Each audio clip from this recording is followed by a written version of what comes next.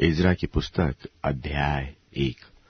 इज़रा की पुस्तक अध्याय 1।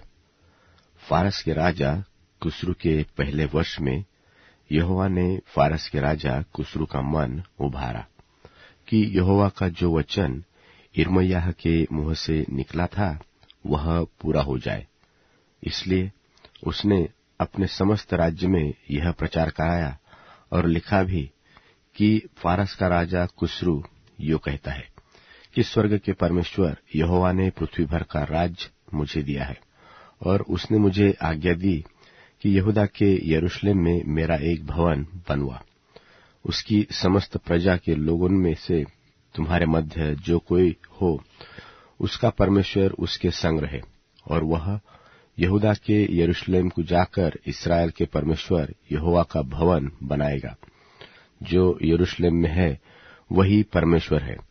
और जो कोई किसी स्थान में रह गया हो, जहां वह रहता हो, उस स्थान के मनुष्य चांदी, सोना, धन और पशु देकर उसकी सहायता करे, और इससे अधिक परमेश्वर के यरूशलेम के भवन के लिए अपनी अपनी इच्छा से भी भेंट चढ़ाए।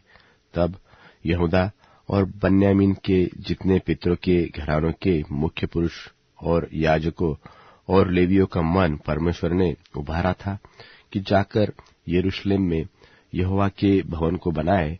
वे सब उठ खड़े हुए, और उनके आसपास सब रहने वालों ने चांदी के पात्र, सेना, धन, पशु और अनमोल वस्तुएं देकर उनकी सहायता की।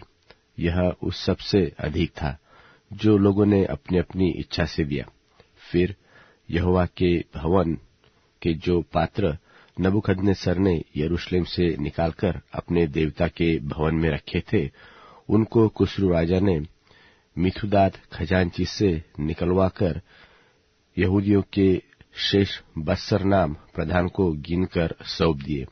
उनकी गिनती यह थी कि अर्थात सोने के 30 और चांदी के 1000 परात और 29 छुरी, सोने के 30 और मध्यम प्रकार के चांदी के 410 कटोरे और प्रकार के पात्र 1000, सोने चांदी के पात्र सब मिलकर 5400 थे। इन सबों को शेशबक्सर उस समय ले आया जब बंधुए बाबेल से यरूशलेम को आए।